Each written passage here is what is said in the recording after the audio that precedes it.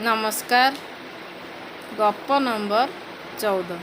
थरे जणे राजा थिले, तांकर राणी मध्य थिले एवं झीलटिए थिले।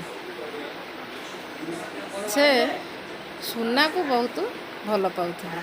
सुना प्रति तांकर बहुत दुर्बलता थिला।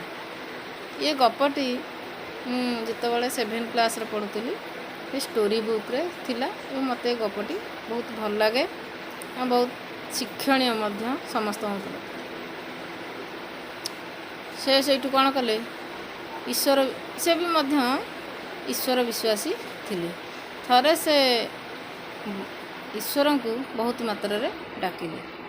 ईश्वर तांकु तांको भक्ति रे प्रसन्न होई तांकु देखादेले एवं कहिले तुम भक्ति रे मु बहुत प्रसन्न, तमे जहाँ मागिब मुझे निश्चिंत देवी। सेठो महाराज कहले मु जहाँ मागिबी आपण देबे ना? हाँ। से भी पाखरे भगवान को देखी बहुत खुशी। ईश्वर भी से जानी जहाँ मागिबे से निश्चिंत भी देवे। मु आपन को यही प्रार्थना करुच्ची, मते यही बर दियो, मु जहाँ छुईबी सुना हो जी।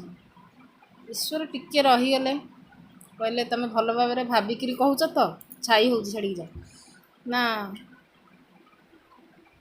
हाँ, मु भल भाव में भाविकी कहूँ ना। जेबे चाहिए तमे ए बरटी को फेरस्त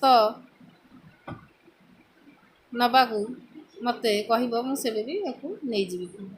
ठीक अच्छे ना? हो चाहे तुम को ए बरटी मु प्रदान कली तथास्तु कही ईश्वर पुणी अदृश्य हो गले। तापर कौन है, राजा भी बहुत खुशी। ये राजा तांकर बारीपट बगीचा को गले बुलियापाई। हठात तांका हाथटा गोटे गचरे बाजीगला। जो बाजी जाइए से गछटा हटात देखला बेलू सुना। राजा देखी काबा आती आश्चर्य से भी खुशी। अरे जहाँ गोटे गछटा को छुईदेली पूरा सुना हो गला। सेठू तापर गले तांकर जेते फूल गछ तांकर प्रिय थिला लगी से बगीचारे ताकू भी छुईले। धरी पकेला बेलू फूल गछटी खुशी रे फूलटी को से भी सुना। राजा कहले हैं, अरे फूल गुड़ा भी सब सुना हो गला। खुशी भी लगिला जी, आश्चर्य भी लगला से। घर को आसिले। घर को आसिक राजा बढ़ाला खाना विभिन्न प्रकार।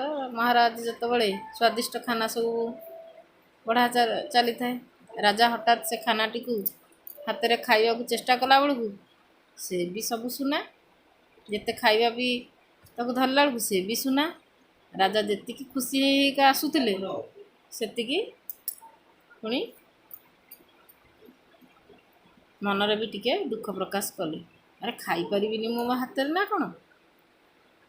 तापर झीटी आसला, कहला बापा कहीं मन दुख कर या कहीकि पाखे बसी पड़ा बेलू राजा हाथटी ताटी बाजीगला।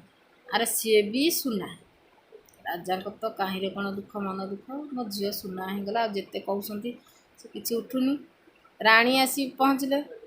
कौन है कही मो झी कौन एम सुना हो स्टाचू हो भी राणी को भी से हाथ मार करूँ राणी भी सुना। से तो राजा को देख मनरे पूरा कोहबरा कांद। कहीं मुझे बर ठाकुर मागिली, लोभरे मागिली, लोभ करके आज यही परिणति भोगला। मो पिला मो स्त्री समस्ते सुना, समस्त मोठू दूरे गले। मोर ए बर दरकार ना, एभलिया बर दरकार ना कि एमितिका लोभ प्रकृति मोर आउ दरकार ना। तापर पुणी से जाकि ईश्वर पाखे एक मनरे डाकिले। ईश्वर कहले, ईश्वर आसिले आग प्रसन्न होगी कौन है ना? मोर आज्ञा एभलिया बर दरकार ना। देखिलु एमिति लोभासक्त बर केबे भी मागिबु।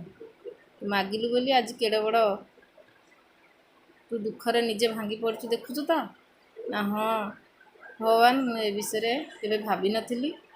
अति लोभ कर आज ये फल भोगी। तेणु आपण ए बरटी फेरी नहीं जाओ। हाँ ठीक अच्छे, बर फेरस्त कर नहीं जाऊँगी।